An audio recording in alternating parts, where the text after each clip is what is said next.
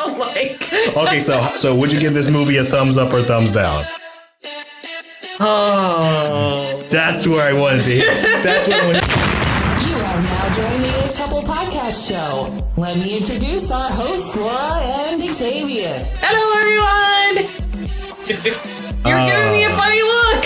Yeah, you saying no? Anyway, hello everyone. Welcome back to the It Couple Show. I'm Laura. That's Why do you Xavier. do that? What? No, I'm Xavier. You give me this look. So, but no. I'm Laura. And I'm Xavier. Just in case you were confused. Okay. and if you were confused, welcome to the show. I'm glad you found us. So there was a couple things that happened. There was? Yes. Did you not know? I don't know. There was a Valentine's Day. Oh, yes. That did happen. Yeah, and I did kind of release a bonus episode that was kind of contradictory to Valentine's Day. Sorry about that. It's just a marketing ploy to sell candy and balloons and flowers and all that fun stuff. And sad things, it worked because people do buy it. Well, of course they do. Because so much we're told that this is what we have to do and this is how you express your love to somebody. And there we go. But there is something on the positive note. Someone had a... Maybe that's why I'm always so, not liking Valentine's Day. Yes, my birthday happened too. Exactly. See, I think what it is you don't like the idea of your birthday being overshadowed by this holiday of love. My birthday is sandwiched between two holidays. So I have Valentine's Day, then there's my birthday, then there's President's Day. And it's seriously. I mean, good news is I guess I get extra days off usually around my birthday. Bad news is that it just really, I just want my birthday. I don't want to always have to get teddy bears and heart-shaped candies for my birthday because it happens to be around, Valentine's Day. But then again, come on now. My birthday is sandwiched between your entire family's birthday. Yeah, right. Well, you started off actually. It's his birthday, and then 2 days later is my sister's birthday, and then 2 days after that is my mom's birthday. And so it's pretty funny. Anyway, so the Aquarian power is strong on this channel. Right? I mean, and technically I'm a day shy of being a Pisces, so maybe a day or two or something, but... And that's when all the Pisces go, oh, we missed one. I know. Almost. And honestly, I do actually carry a lot more... the traits of the Pisces. Yeah. Than with the Aquarius, so it's kind of funny. Yeah, I kind of think they all sound nice. Of course, I think I like all the positives and none of the negatives. So I think all the positives for the Aquarius is what I fit. All the negatives don't seem to make sense to me at all. Of course. Hey, let's get to the topic of the show. Thank you for listening this long. We are talking about Lego Movie 2. Now, we saw this yesterday with family and friends. And a little bit of a birthday / trip edition thing. This is not a new movie that you would normally pick for yourself because like to watch more adult. Well, not adult. You can't exactly films. say yesterday because by the time that we put this out, they'll be in a time loop. They have no idea. Either way, yep. No, we saw Lego Movie 2, and it. I enjoyed the first Lego Movie, and then the Batman Lego Movie, and then Ninjago Lego Movie. So it wasn't too horrible to be seeing it on my birthday. Certainly probably not the one I would have been all right, if you chose exactly for you which one you would want to see. I wanted to see the Battle Angel one. Oh, yes. Battle Angel, I actually remember having the actual comics. What is the name of her? What's her name? Alethea. Yeah, there we go. Something like that. You're right. Anyhow, I wanted to see that one, but it was a little bit less, probably not as kid friendly. So it's perfectly kid friendly. There's just a slight bit of murdering there. Have you watched Disney? There's slightly murdering everywhere. Yeah, I know, but it's I don't know. Either way. Anywho, so let's get into the nitty gritty of the movie. We had a daughter who cried at the end of Avengers and all, the last one because she was just bawling tears. So I'm very careful about what kind of movies she goes sees now. You play the role of mom for like 100% as far as like stereotypical mom type movies is kind of what you're gonna be geared towards. That's why I feel like if it's a mom, if it's a mom meant movie, I don't know, it's up your alley. I don't know, like Unless there's some horror. of them that like I mean like I remember when I went to go see Captain Underpants with her, and oh my god, I wanted to like shoot myself or something during the whole thing. It was horrible. I hated watching that. But okay, Captain Underpants was a bad movie, regardless if you were an adult or a kid. I mean, even our daughter came back and said that this was a bad movie. Yeah, she didn't like it either. So I think that, this, it's hard to compare. There's good kids films out there, and just because they are kids films doesn't mean they're good. In fact, I think that good generally is just good. I think the best kind of kids films are the ones that also get the parents. You know, so it's like you can't just leave them all. That was one of the things I think that surprised people about Disney. When they first started, now if I watch a Disney movie, I see something totally different than what I saw when I was a kid. Because it's like there's things hidden in there that I didn't know existed until I became an adult. Just wanted to throw this out there. There's a few movies that I feel like they do gear towards kids, and those become actually bad movies. Like the one you just said, what was it? Captain Underpants? Captain Underpants. Definitely geared to kids, 110%. But I feel like, by doing that, because I think they underestimates kids' ability to recognize, good parts in movies. I mean, yeah, you're going to take all the other stuff, but don't take all the meaning, that it can have or any emotional impact. And then that's what makes you watch, makes you lean forward. I mean, you have to have a certain bit of, I don't know, simplicity to it when it's a kid's movie. No. Yeah. No, I'm saying like it needs to come across as simple. But you could have complex ideas that can come across simple to a kid. So it's really, I can see how it's really hard to make something like that. But there are some really good ones that I've done. Like Zootopia off the top of my head is one that I was like mind blown. Oh, the Spider-Man the animated one. It was the one Into the Universe, Spideyverse. Yeah, that one. I mean, I am not an animated or cartoon or any of that. I almost give it negative points when they're that way because I don't like them. Yeah. But that was an awesome movie. I was thoroughly enjoying myself. And it straddled the almost like it was a real people, kind of. But I could still tell it was animated, but it still was like so well done that it was like there's times I was like, holy crap, I can't believe this isn't real people. Yeah, I mean, and it had a lot of those. I think the way it really tied with its theme. Now, I don't want to do a full review of the Spider-Verse. But I think for animated movies, you got to do what a good movie has to do. Take a simple theme. It may not be out there in front of your face, just yelling it out there. But I think there was like for Spideyverse, it was about growing up, or something like that, having some kind of, it was something along the lines of growing up. Like it's hard to say, or maturing. That was underlying theme. Spider-Man's whole thing has always been about responsibility and, and things like that. So, this kid who all of a sudden just got these powers, and now he has this huge responsibility on his shoulders. Like, okay, am I ready for this kind of thing? While still, taking the leap forward on that. While still being a kid. And have those underlying meanings. Anyway, so with all that said, to you, do you think this movie, even though it may be geared towards kids, can be enjoyed by adults? Well, I mean, yeah. The Lego movies, certainly. I mean, and this one, too. Honestly, I almost felt like I wasn't watching, one movie that had an original idea. Instead, it felt like it was, these collections of other movies that they then plunked in there and all right, let's see how many Easter egg other movies can we find in this. It is movie. One of those Batman was definitely big into that because it had every character and a lot of those characters, all those characters they threw in the Batman Lego movie were actual characters. There was a ketchup and mustard man.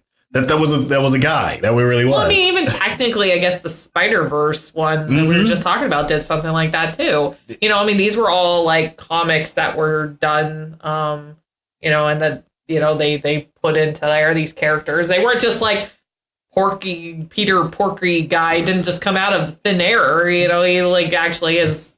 I mean, I'm right? These are legit like comics. Yes. Okay, I remember hearing about that, but you know, whatever. Anyhow, I was hoping I wasn't like totally like going off. But you did kind of touch on like one thing, like in a way, this movie is very complex. If you are looking at it at the surface level only, you will just feel like you're on a roller coaster. When I watched the first Legos movies film, I mean, and having no expectations of what we were going to be in for, the first one didn't do that as much. The first Lego movie. Wait. I didn't even get to talk about what the much was. Sorry, go ahead. I didn't even explain what the much was. I thought we were talking about like the showing clips from previous other movies and stuff like that. Yeah. It did not do that. I think the Batman one was really the first one that really... Yes. The Batman Lego movie. Yes, that totally did it to the degree. But what I think with this, what the previous movie did is like it had a pretty decent, very basic story. Yeah, but it was like an original story too. Well, yeah, but like that first few, like the first like 10 or 20 minutes of the film, you're going like 90 miles an hour of so much stuff happening. And in like you're not, your eyes are not getting a break for like, you know, anything. It's just boom, this is happening, boom, this is happening. But it's keeping it very interesting. But I think like a lot of the other movies, like with the Batman, we were talking about with him showing so many characters and everybody else kind of wrapped up in the movie. Going back to Spider-Man and countless other films, which I cannot think of right now that could probably fit Zootopia, is that since it has a very basic story, it's able to go and be as complex as possible as long as they follow that same trek. Wreck-It Ralph. Wreck-It Ralph, yeah. We haven't seen the Breaks the Internet one, but that one's another one that it seems like a lot of the movies nowadays are doing that, where they're like bringing all these other references from other movies and, you know, worlds into the one, you know, movie. And it's like, it's funny, but it's gonna very easily be overdone. yeah. But I think as long as they keep, like, I think for a lot of the 3D animation movies, or if you're aiming towards kids in general, you got to have that basic theme, that basic underlying theme, be like Hard Like a Rock. I think that's the same thing for most good movies out there, because when you think about like, I'm trying to think of one that where it just kind of went everywhere. It wasn't adult oriented. I cannot think right now. For some reason, my brain is just gone. There was one that was like so many like flashbacks and back and forth, and I cannot think of the name of it. I would say Interstellar. Good movie, solid movie, very simple theme. But there are some points where people kind of broke off, and especially at the end, it just felt like it just went into a completely different direction. I still liked it, but like the black hole scene. I think that part is probably where everybody kind of go, it went from being, this is a pretty good movie to, I don't know what's going on anymore. Like black holes. You know, the thing is, like, and I was just thinking about this kind of a thing a couple days ago, but there's so much I hear and read about where people are like, oh, it's just not realistic, you know, when it comes to entertainment. Like, well, no shit, Sherlock. You know, it's not supposed to be realistic. You know, if we, I mean, real world, we get all the time. You know, we see it all the time. And I don't want to have to deal with that when I go watch a movie or watch a game or read a book. No. I'm doing these things because I want the unrealistic. Exactly. I'm okay that Interstellar went into a freaking black hole and did some weird crap because you know what? We don't really know what happens. That's probably not it, but you know. Yeah, exactly. But still, like, it's a sci-fi movie. You know, science fiction. Fiction. If you don't know what that means, it means not real. Anyhow, sorry, I was getting capped. No, you were clipping. Clipping, there we go. That's what it's called. I don't know what the hell it's called. Either way. Well, turn the damn thing down. It's at the lowest. That's how high you're clipping. I'm far away from it. I know. I have to do that just to make sure you my don't. inflections. And you going back onto the subject there, like my segue. It out. I had to because I got this wall of sorry. We got to be gentle to the ears of our viewers. I mean, sorry, our listeners. Anywho, going back. I'm so wholesome, and I want to be not wholesome. We are almost 15 minutes in, and we have barely really said much about the movie. We talked about a lot of different movies. Okay, so what did you think going in? You're sitting down. How was like the beginning portion of the movie, the first half? Well, I mean, I'd already seen that pretty much in the trailer, so I knew what that first part of it was. So it really didn't give me any surprises as I'm watching it, going like, okay, that trailer, seen this trailer, you know. Exactly. The same joke that was kind of put there in the trailer came out in the movie, and like, oh, that's cool. I mean, really, the whole first 15, 20 minutes of it was pretty much things that we had already seen from the trailer. Yeah, you've been pre-upped for that area, so don't expect any kind of hidden Easter eggs there. No, yeah, there wasn't really any surprises there. I mean, I guess when they had the whole spoilers, by the way, just in case. But the fact that it was like the younger sister was now coming into play, I thought that was kind of interesting. How that whole development was happening and stuff, and so they're using this voice that's like a 4-year-old, kind of like. Oh yeah. Like, all right. The really nice thing I loved about the movie is the fact that.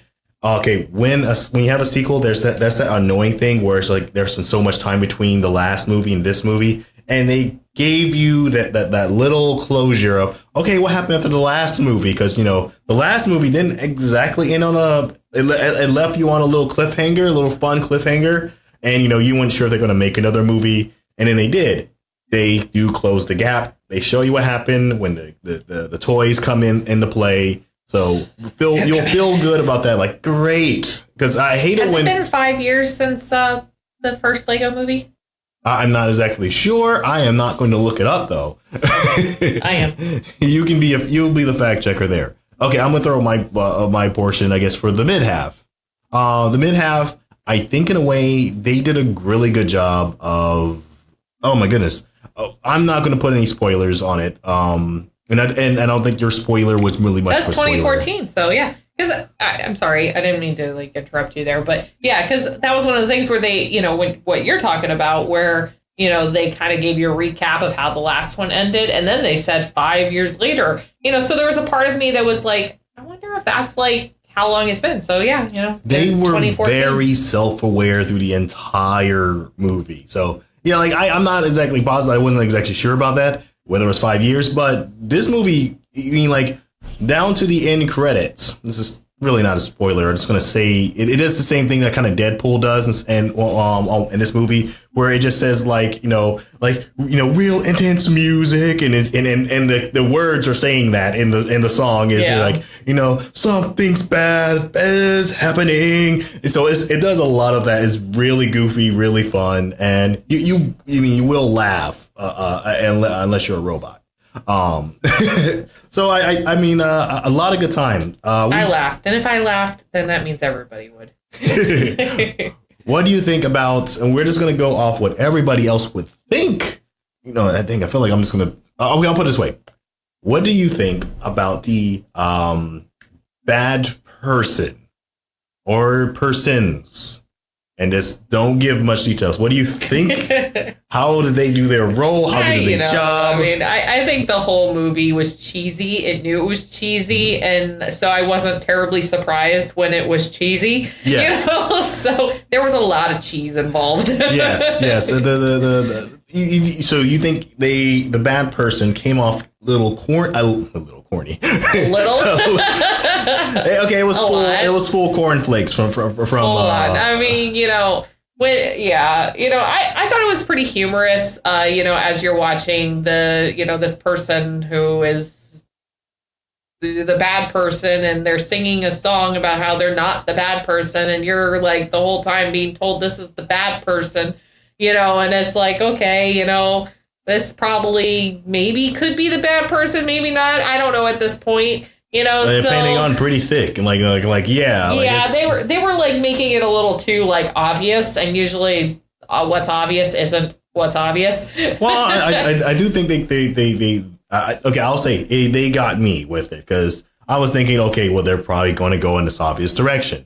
And I'm just going to say that they're just going to go in this obvious direction, and they put a little twist, and that was really, really nice twist in there. I hope I didn't spoil that for anybody. I will say this thing though, the fact that when we looked up that Chris Pratt is the one that voiced Emmett, the main Lego guy. Yeah, the non-special guy. Yeah. Anyhow, so yeah, like. It made a lot of sense to me. The scene, when Rex and the dinosaurs finally come into play and stuff like that. That makes a lot more sense now to me. I was like, this is really weird and kind of reminds me of a couple of different movies I've seen. Yeah. I was thinking it happens to have someone in there. Exactly. And here's one thing I want to say. It was Elizabeth Banks. Okay.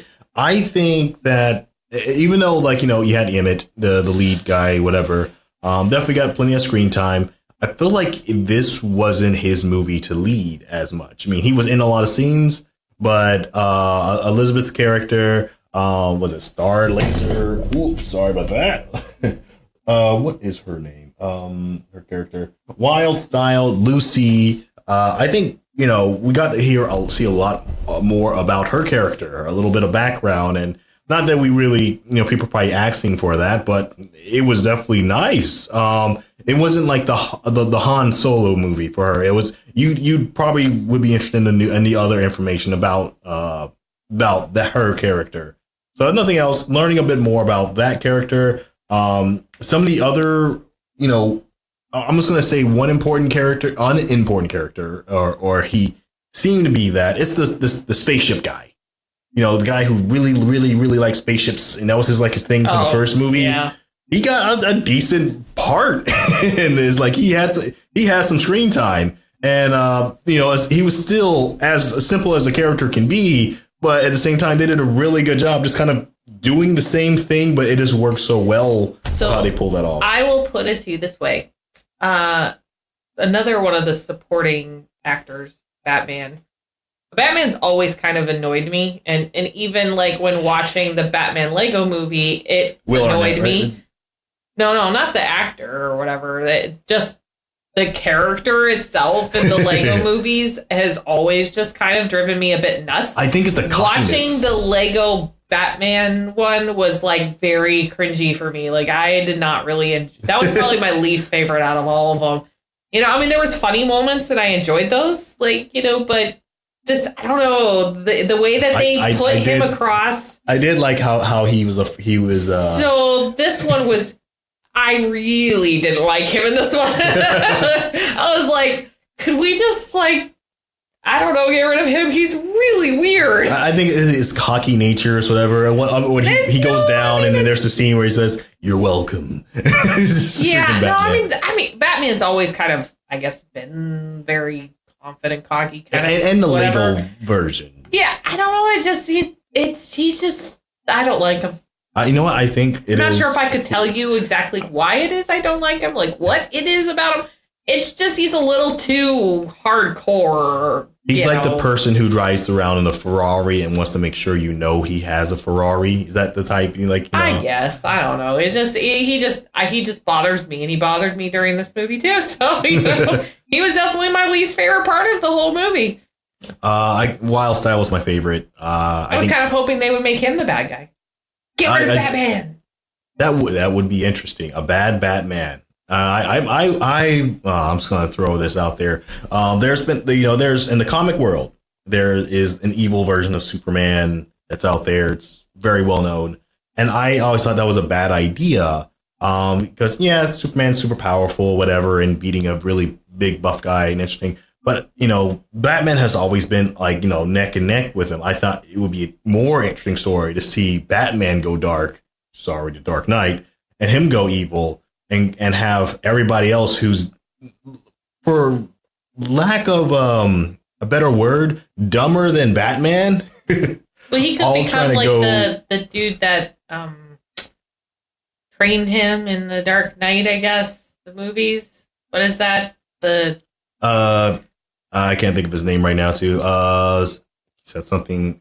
I cannot think of his name. He goes into the pit, the Lazarus pit. Yes, there it is. Yeah. Like something Al Ghul. Rage Al Ghul. Yeah. I don't know. I'm not even sure how that will work out. But I think that's what I would love to see, is how that would work out. Well, I mean, I could see how, Batman believes that, he is justice and is bringing justice. So he in a reality, he's a lot like Thanos is. Well, I see Thanos that part. has this, this is the way it has to be. You can kind of see where his logic is coming from. And even though you definitely don't agree with what he's doing, you understand, where he's coming from.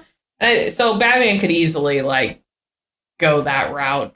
Oh, any comic people or key comic people listening, I would love to purchase that comic. The Dark Knight Goes Dark. I don't know, but I would love to see that. On the what would you say? How was the music in this film for you? I liked the first one better. I can definitely say that. I understand that. This one, I feel like they just kind of were like, all right, let's just stick with what worked for the first one and just kind of rehash it, and there we go. I think they kind of recycled the formula. When it came to the music, they really recycled the formula. Yeah, very much so.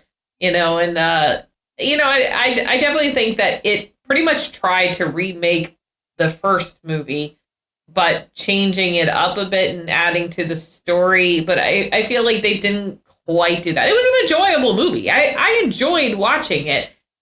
But I don't need to go watch it again. Whereas the first movie, I could actually watch it again. I could say I could watch this one again. It'll be enjoyable. But I will say, how this? Your weakest part, your part that you dislike, that would be Batman. Uh-huh. The part that I disliked the most was every scene where they go into the reality world. Nothing against the actors or whoever played the people. They did that a lot more in this one than they did the first one. Yes, and I think that each time it did that, I get what they was trying to do, and maybe it's just really hard to think of any other way to do it. It's just the one bummer on there. I still love the movie. Just that scene is just where it falls down for me a couple notches. And yeah, when they were definitely doing the real world, I thought that was a little when they showed the real people and stuff like that. But I did think it was really funny when they would show.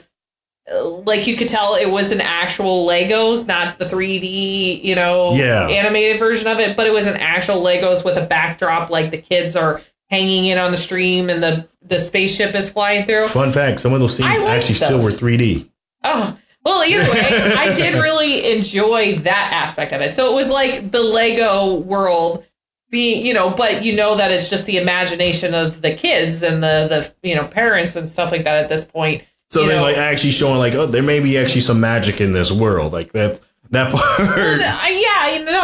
You knew that the kids were the ones that were doing this, and but you just didn't see their hands. You just saw the string, and it's a spaceship going through. I liked that aspect of it, rather than when they were actually showing the real people and holding the real Legos. And I was like, okay, you showed me that an awful lot this time.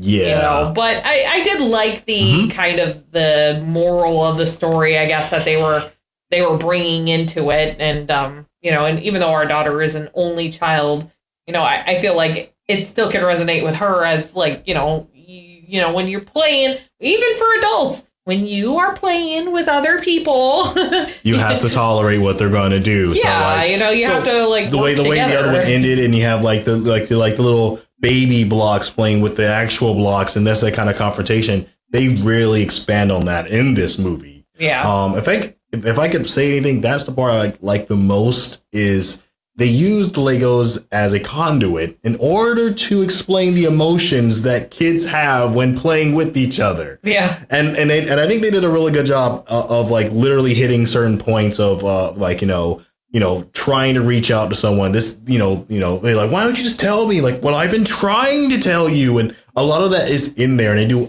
a better job than a lot of your adult theme movies and other smarter movies out there could do. Yeah. So I think that worked really well for this movie. Yeah, I liked it too. I feel like they were actually trying to put a good like message out there. Where a lot of movies that I see, even good kid movies, and even ones that try to inject a moral code into there, it still comes off as this like it's my way or the highway kind of thing. Think about those ambitious films. There's one we did not see, and I'm probably not going to see because I heard very bad things about it, and that was the one with the really big ships that were driving and eating other smaller ships. Oh, Mortal Engines. Exactly. Ambitious idea. Really hard to execute. It's already had its own comic and background. And then and part of me was thinking, I've seen this happen before. There was Jupiter Ascending. Another big idea, just totally flopped. And several others that did the same thing. This one felt like it took a very hardcore idea and executed it. It did the thing. So that's kind of why I like that part. It's a very complex way to explain that type of emotion between other two people using Legos as a conduit to make that communication. That was a hard sentence to say. I'm going to give myself a clap for saying it. Just a little one. Just a little one. Just a little clap. Anywho, going on to the next thing, what was your favorite part of the movie? My favorite part of the movie? Favorite. Oh, God, I don't know. Can you go with yours first while I think about mine? I just said my favorite. Really? Yeah. It was the whole complex communication of that was my favorite part of it. You expected a scene from me. You expected a character. No, mine was the underlying theme for the entire movie was my favorite part of the movie. Oh, God. I don't know. I don't know what my favorite part was. I really liked the dinosaurs. I thought they were cool. That was your favorite part then? Why don't you just say that? I don't. Actually, the dinosaurs, when they have that, they had nice characters. They were pretty cool. Yeah. They weren't just like, standard issue. Here's a dinosaur. They were actually, And they had their own language. Yeah. You had to read it in subtitles. You got to be quick on those readings. I know, my God, they were really quick. I mean, I'm a fast reader, but I was like, oh my God, I think I missed it. Yes. I'm trying to think. There was like one line in there. It actually did. Actually, you know what? I guess we can't. There's a character we just can't say without giving it away. But we're just gonna let that be. I guess I can't talk about this character unless we did say spoilers somewhere in it. I did. Yeah, say spoilers. You didn't spoil it with that, but I think you would spoil it if you said his character though. So because the last movie ended with obviously the sisters' characters. You said the sisters in the movie. That was your spoiler, but we already know it, so I don't think you spoiled anything. I think we're spoiler free still. Okay. Okay. Anyway, let's say. Here's a better question. Would you see this movie again? You already answered it already, but would you see this movie again? No. Would you recommend this movie? Yeah, I mean, I think it's a good movie. You don't necessarily need to see it in theaters. Oh. But yeah, I mean, it's an enjoyable movie with the kids, and yeah, I mean, even if you don't have kids, it's got a lot of good laughs and stuff out of it, and some movie references that I think are pretty funny. But yeah, I mean, so yeah, I'd say it was good. And my last question: out of a random set of 100 people, if you had to predict how many of those 100 people would like this movie? That is really horrible. I don't know. What's the average? What do you think the average amount of people? So if everybody went to go see this movie, what do you think?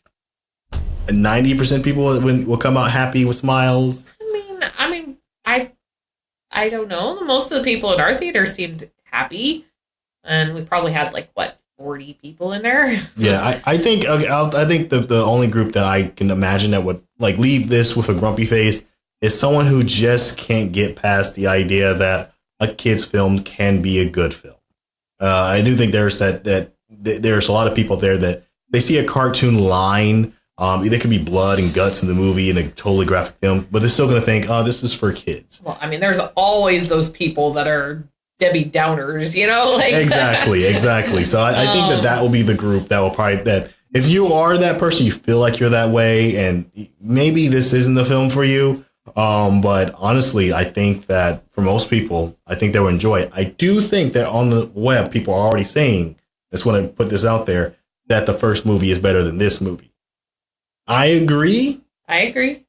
But I don't think that makes this movie a bad movie. No? Yeah. This is one that I think we said it before in another review. It expands on what you liked before. I think out of the 4 Lego movies that have happened so far, this one is number 3 on it for me.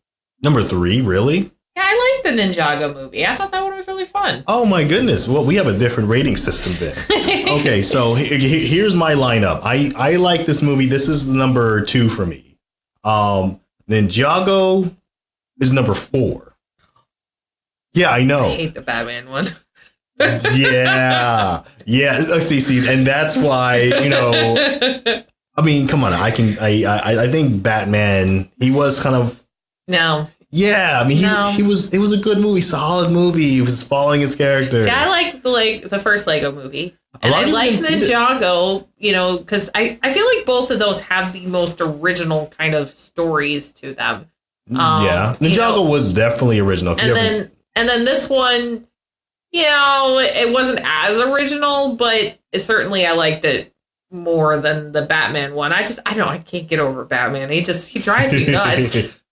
Okay, now you're talking about the Lego version of Batman, not the actual, because you like. I like the Dark Knight series Batman. Okay, Ben Affleck. Bale. You don't like Ben Affleck as Batman? I mean, I've only seen him in the one, and it was a horrible movie. No, you saw him in 2. You saw him in the what was Justice League. Yeah, he didn't have a huge part in it though. Oh yeah. I mean, he was kind of there, but there was a lot of other people there too. Just in case anybody isn't feeling, I'm being sarcastic. I think he was horrible in both of those films. I mean, well, not him being horrible. He wasn't that bad in Justice League, but the Superman one or whatever, where him and Superman, the Martha thing, that was just horrible. Yes. That wasn't I like Ben Affleck. I think he's a good actor. And I think he did what he could with the role. but it's just, that was a horrible movie. Yes. And it was the one he came out in. So it was kind of like, I'm sorry. Well, I think we've pretty much covered up the movie. Okay, would you give it a rating, thumbs up, 2 thumbs up for Lego Movie 2, or thumbs down? What'd you say? I mean, I guess I'll give it a thumbs up. Okay, I'll give it 2 thumbs up. And let's get through some bonus material, something else I want to talk about. Oh. Yes. Venom is a very complex movie to rate. You saw Venom, right? Yeah. What do you think of Venom? This is just bonus material. I like Venom, the character. I hated his movie, but I like the guy. I don't think both the alien creature and the one he attaches himself to. I like them. Everything else was kind of like, what? And I wanted to say, because I was talking to some other people, and there's people who I don't know what they were taking, but they said oh yeah, it was a pretty good movie. And what were you smoking? It was a bad movie. This is not okay. The main character, awesome. The Venom character, awesome. Yeah. That's where it stops. Yeah. There's nothing else. I mean, and the funny thing is, with his character on screen, in all honesty, it's like watching the character would be like if you were watching. Oh, I know, I have a great example. So, Green Lantern is as a horrible movie, right? But Ryan Reynolds was really good in it. No, he wasn't. He was. He was awesome. I like Ryan Reynolds. Ryan Reynolds did his job as Green Lantern. Yes. But he couldn't save that movie. No, I know. And that's what I mean, with the Venom guy, too. So imagine if Ryan Reynolds was... Okay, let's say that the Ryan Reynolds that plays Deadpool in that movie. He's all the awesomeness, but he's in Green Lantern. Is that what you're trying to say? Yeah.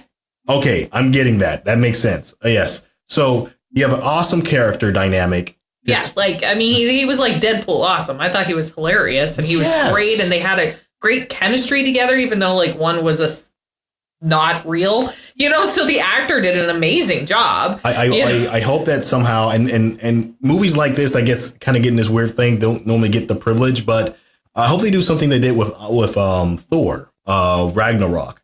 Where, I can't think of his name. They took the critique and actually made, went like, oh, okay, hey, let's try this. And a lot of that came from, I cannot think of the actor's name. Chris Hemsworth. I know he was, I guess, closely involved with it. I think they really need to get him closely involved with the next Venom if they do another Venom or have some kind of segue. I don't know if they will. Exactly. Thor was connected to a lot bigger of a universe, so they had to try to make it better. Whereas, what's Venom attached to? Spider-Man. I mean, he's connected to the same universe. Think about it. They ended it in a way that would be, would make it for a second movie. I don't know. I thought he was I liked them. But they need to go in a different direction. That was a horrible movie. Yes. It's so weird. It was a horrible movie, but I liked I would watch it again. Would you watch Venom again? Yeah, I thought it was enjoyable. I'd probably do when I like movies, but I don't like certain parts of it, I skip through the parts I don't like. Okay, so would you give this movie a thumbs up or thumbs down? Oh. That's where I wanted to hit. That's what I wanted to hit. Because clearly Lego Movie is superior. Lego Movie 2 is superior than Venom. But when it comes to rewatching, you're not going to want to watch Lego Movie again. I would, but you wouldn't. But it is superior. It is a superior movie. You would watch Venom again, even though it is a bad movie. It deserves a thumbs down, by the way. It does. But it was entertaining. I like. Was it Dance Boogaloo? Breaking. Oh my God, that's a horrible movie. You're right. It gets from me 2 thumbs down, and I will watch it 15 times over because I enjoy the heck out of that bad movie. It can be a bad movie. Yeah. My Smash seasons 1 and 2. Oh my God, yeah. I watched more of season 1 than I watched of season 2, but they were, season 1 was all right. It wasn't so bad. Season 2 was horrible, but I do watch it. I think as part of our rating system, I think we got to put the rewatch question in there just because it is an important factor. There are some bad movies out there that you will probably fall in love with. You may actually rewatch. I think Venom is definitely one that I would definitely rewatch. There are some good movies that you might not rewatch. Exactly. I am probably never going to sit through a what was the movie? It was the one with Will Smith and him growing up with this kid and they're poor. Pursuit of Happiness? Pursuit of Happiness. That was so depressing. Yes. It's a good movie. I don't know. Not going to do that. Not going to do that to myself, though. I'm not going to do that to myself. It needs to rename itself. It gets 2 thumbs up, but it is that is a tank to go through. So that's what I think. I think part of our future rating, I think we should definitely have. Is it rewatchable? They're going to give it a little bit more meat because I think sometimes the rating for 1 to 10 doesn't give you enough. We went to go see, what was that movie we saw? It was we rented it. We heard it got rave reviews. It was I cannot think of what it was called. It was Slumdog Millionaire. Yes, Slumdog Millionaire.